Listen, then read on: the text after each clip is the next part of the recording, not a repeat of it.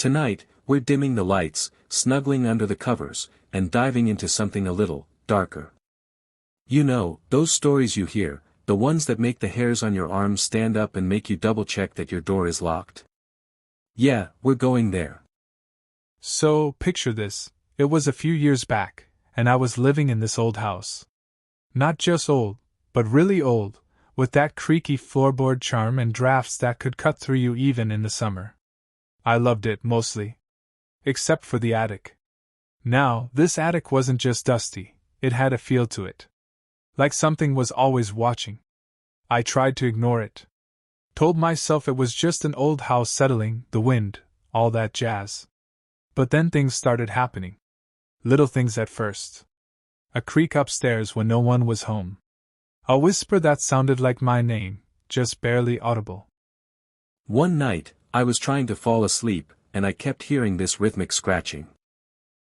It sounded like it was coming from directly above my bed.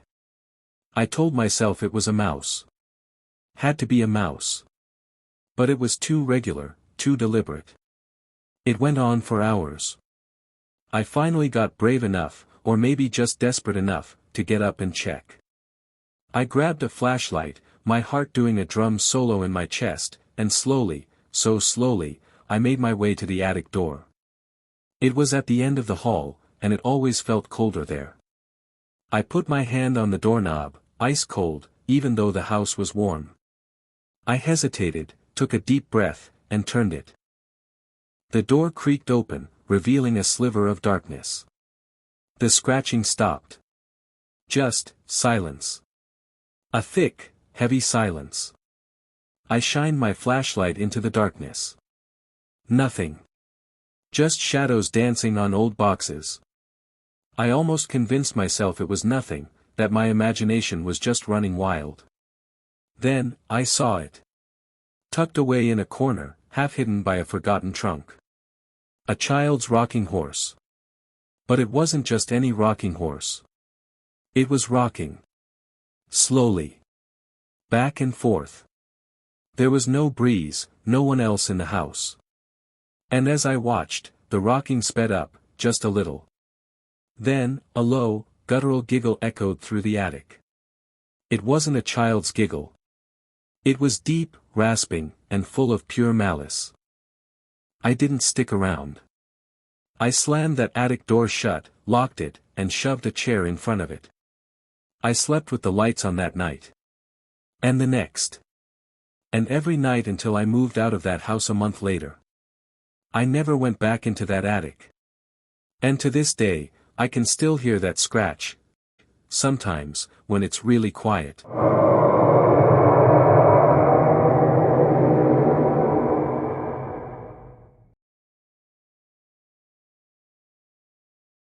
Have you ever heard a story that was so chilling, so utterly unbelievable, that the only way to cope with it was to remind yourself, that couldn't possibly be real? Well, what if I told you tonight's story is real? What if I told you it happened to a friend of a friend, and they still have nightmares about it? Stay tuned, because tonight, we're diving into a true event that will make you question everything you thought you knew about the dark.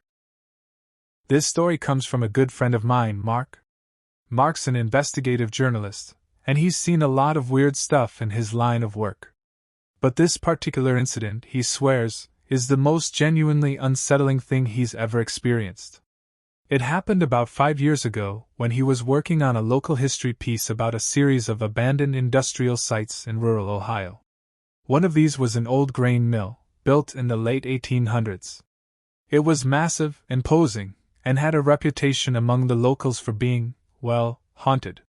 Mark, being the skeptical journalist he is, scoffed at the idea. He was there to document the architecture, the machinery, the decay, not to hunt ghosts. He'd spent a few days at the site, taking photos in the daylight, getting a feel for the place.